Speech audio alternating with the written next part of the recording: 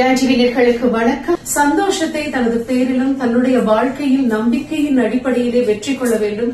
பெண்களை இணைத்துக் கொண்டு தானும் அந்த தடைகளை எல்லாம் கடந்து வரணும் அப்படின்னு ஒரு பெண் நினைச்சிட்டாங்க அப்படின்னா வாழ்க்கையில் சாதிக்க முடியும்.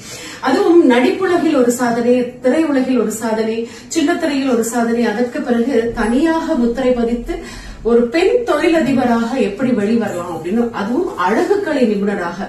இதுல கூட பாத்தீங்கன்னா இன்னைக்கு நிறைய பேர் இறங்கி களம் கண்டிருக்காங்க. ஆனால் வித்தியாசத்தை படைக்க முடியும் அப்படின்னு ஒரு பெண் நினைத்து விட்டா கண்டிப்பா முடிக்கும் அப்படின்றது இன்னைக்கு உங்க கூட இணைந்து பகிர்ந்து கொள்ள போறாங்க யார் அப்படின்னா நம்ம சந்தோஷி.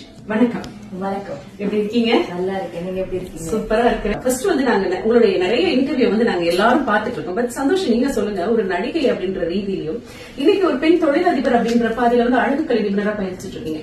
இதுல ரெண்டையும் பார்க்கும் பொழுது உங்களுக்கு எது அதிகமா நிறைவையும் சந்தோஷத்தையும் கொடுத்துருக்கு? ரெண்டுமே சந்தோஷத்தையும் நிறைவையும் கொடுத்திருக்கு. பட் நான் நடிகையா ஆனது என்னுடைய சூழ்நிலை, என்னுடைய ஆசை கிடையாது, என்னுடைய சூழ்நிலை. பட் அது என்னுடைய பேஸா இருந்ததுனால என்னுடைய எக்ஸ்பீரியன்ஸ், எனக்குள்ள இருந்த டேலண்ட் எனக்கு டோன் பண்ணது அந்த மீடியா அண்ட் ஆக்டிங், நடிகைன்ற ஒரு விஷயங்கள் தான். மேக்கப்பா இருக்கட்டும், ட்ரெஸ்ஸிங் சென்ஸா இருக்கட்டும், ஒரு நார்மலான ஒரு போட்டோ வீடியோ எடிட்டிங்ல இருந்து சொல்றேன், எல்லாத்துலயுமே எனக்கு எக்ஸ்பீரியன்ஸ் வந்தது என்னுடைய மீடியா துறை தான். சோ அதனால அது கண்டிப்பா விட்டு கொடுக்கவே முடியாது. அதாவது அது இல்லன்னு நான் சொல்லவே முடியாது. சோ அது எனக்கு என் லைஃப்ல ரொம்பவே ஹெல்ப் பண்ணிருக்கு. சோ ரெண்டுமே.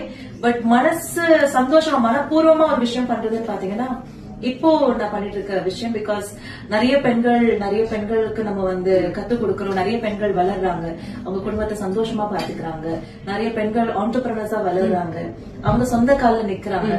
கஷ்டப்படுற நிறைய பேர்களுக்கு நான் கலை மூலியமா, அதாவது காசு பணத்து மூலியமா இல்லாம நாலேஜ் மூலியமா நான் அவங்களுக்கு உதவுறேன்னு சொல்லும் போது எனக்கு நிஜமாவே ரொம்ப சந்தோஷமாவும் பெருமையாவும் இருக்கு. சோ ரெண்டுமே அதுல ரொம்ப ஜாஸ்தி சொன்னீங்கன்னா இப்ப நான் பண்ணிட்டு இருக்கேன். கண்டிப்பா. அதாவது உங்களுடைய திறமை மாத்திரமல்ல, உங்க திறமையோட மத்தவங்களே சேர்த்து பயணிக்கிறோம் அப்படின்னு சொல்றது ஒரு பெரிய ஒரு சக்சஸ் லைஃப்ல. சோ இன்னைக்கு பாத்தீங்கன்னா சந்தோஷி, நீங்க சர்வதேச அளவுல சந்தோஷி அப்படின்றது எல்லாராலையும் பேசப்படுற ஒரு பெண். அவங்களால எங்களுக்கு என்ன கிடைக்கும் அப்படின்னு நிறைய பெண்கள் ஏதாவது வகையில முன்னேறணும்னு நினைக்கிறாங்க. சிலவங்களுக்கு பொருளாதாரத்துல முதலீடு இல்லாம இருக்கலாம், கையில எந்த அளவு பணம் அப்படின்றத யோசிக்கிறாங்க. அப்ப இதுல முதலீடு செய்யணுமே, முடியுமா அப்படின்னு ஒரு கேள்விக்குறி இருக்கு. சோ அந்த மாதிரி பெண்களுக்கு சந்தோஷனுடைய அறிவுரைகள் என்னவாக இருக்கும்? என்ன பொறுத்த வரைக்கும் நான் எப்பவுமே ஒரு விஷயம் தான் சொல்வேன். இன்வெஸ்ட்மெண்ட், அப்கோர்ஸ் எந்த இன்வெஸ்ட்மெண்டா இருந்தாலுமே இன்வெஸ்ட்மெண்ட் தான். பட் இந்த துறையை பொறுத்த வரைக்கும் நம்ம மத்தவங்க மேல இன்வெஸ்ட் பண்ணல. இப்ப நீங்க ஒரு பிரான்சைசி சலூன் எடுக்கணும்னு நினைச்சீங்கன்னா இன்னொரு பிராண்ட் மேல நீங்க இன்வெஸ்ட் பண்ணணும். இப்ப என்னுடைய துறை எடுத்துக்கோங்க, சினிமான்னு சொன்னா ஒரு ப்ரொடியூசரா இருந்தா இன்னொரு ஆக்டர் மேல நான் இன்வெஸ்ட் பண்ணணும், இன்னொரு டிரெக்டர் மேல நான் இன்வெஸ்ட் பண்ணணும். ஆனா இந்த துறையில நீங்க உங்க மேல இன்வெஸ்ட் பண்றீங்க. அண்ட் ஆண்களை விட கண்டிப்பா சொல்றேன், பெண்களுக்கு அந்த பணத்துடைய வேல்யூ கண்டிப்பா ஜாஸ்தி தெரியும், அதோடைய கஷ்டம் என்னன்றது தெரியும். சோ கண்டிப்பா அது மிஸ்யூஸ் பண்ணவே மாட்டாங்க. அவங்க இன்வெஸ்ட் பண்ற ஒவ்வொரு நேரமா இருக்கட்டும், பணமா இருக்கட்டும், அவங்களுக்காகவும் அவங்க குடும்பத்துக்காகவும் தான் அவங்க இன்வெஸ்ட் பண்ணுவாங்க. சோ கண்டிப்பா இது கஷ்டம் தான். எவ்வளவு பணம் இருந்தாலுமே யார்கிட்டயுமே காசு கிடையாது. பட் இருந்தாலும் கொஞ்சம் கஷ்டப்பட்டு சின்ன சின்ன அடிகளா, பெரிய அடியா ஒரே எடுத்து வைக்காம, நிறைய கடன் வாங்கி வைக்காம, சின்ன சின்ன அடிகளா அவங்க எடுத்து ஸ்டெடியா அவங்க பிராக்டிஸ் பண்ணி நடக்க ஆரம்பிச்சாங்கன்னா கண்டிப்பா அவங்க பெரிய லெவலுக்கு இந்த துறையை பொறுத்த வரைக்கும் ரீச் ஆகலாம். ஏன்னா இந்த துறை ரொம்பவும் பெருசா வளர்ந்துட்டு இருக்கு.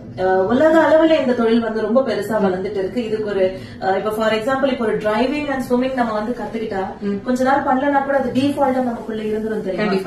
அதே மாதிரி இதுல நாலேஜ் நீங்க வளர்த்துக்கிட்டீங்கன்னா அது ஒரு டிஃபால்ட் மாதிரி. எத்தனை வருடங்கள் கழிச்சு வேணாலும் இதை நீங்க டோன் பண்ணி வளர்த்துக்கிட்டே இருக்கலாம். சோ அப்படிப்பட்ட ஒரு நிரந்தரமான தொழில், கலை தொழில்ன்றது ஒரு அழகு கலை தொழில்ன்றது ஒரு நிரந்தரமான தொழில். சோ கண்டிப்பா அவங்க இதுல அவங்கள நம்பி இன்வெஸ்ட் பண்ணலாம். நம்ம மேல நம்ம இன்வெஸ்ட் பண்ணும்போது நமக்கு ராத்திரில தூக்கம் வராது. ஐயோ நம்ம இவ்வளவு காசு செலவு பண்ணிட்டோமே, இது நம்ம எப்படி பண்றது? சோ ராத்திரில தூங்காம எந்திரிச்சு அதை நோக்கி யோசிப்பாங்க, சிந்திப்பாங்க, ஓடுவாங்க.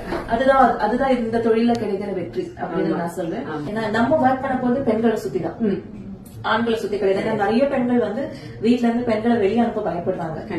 சோ வெளியில போய் இவங்க எப்படி ஒர்க் பண்ணுவாங்களோ, அதுவும் இந்த பியூட்டிஷியன், அந்த அழகு தொழிலா, இந்த ஃபேஷியலா பண்ணுவாங்களா, உங்களுக்கு தேவையா? இப்ப பாத்தீங்கன்னா செலிபிரிட்டிஸை விட மேக்கப் ஆர்டிஸ்ட் அண்ட் இந்த மாதிரி பீப்புளுக்கு தான் ஃபாலோவர்ஸ் ஜாஸ்தி இருக்காங்க. அவங்களதான் விரும்புறாங்க, அவங்களதான் பாக்கணும்னு நினைக்கிறாங்க. சோ என்ன பாத்தீங்கன்னா நான் நடிகையா இருந்ததை விட இப்போ ஒரு ஆண்டர்பிரனரா இருக்கும்போது எனக்கு கிடைக்கிற அன்பும் வரவேற்பும் தான் இன்னும் ரொம்ப ஜாஸ்தி பெண்கள் மத்தியில. சோ கண்டிப்பா இந்த துறையில எல்லா விமனும் இன்ட்ரெஸ்ட் இருக்கு, பேஷன் இருக்கு. காசுக்காக இல்லாம இன்ட்ரெஸ்ட் அண்ட் பேஷன் நிஜமாவே இருக்கு அப்படின்னா கண்டிப்பா இதுக்குள்ள வரலாம். இதுல ஒரு நிறைய பிரைட்டான ஃபியூச்சர் இருக்கு.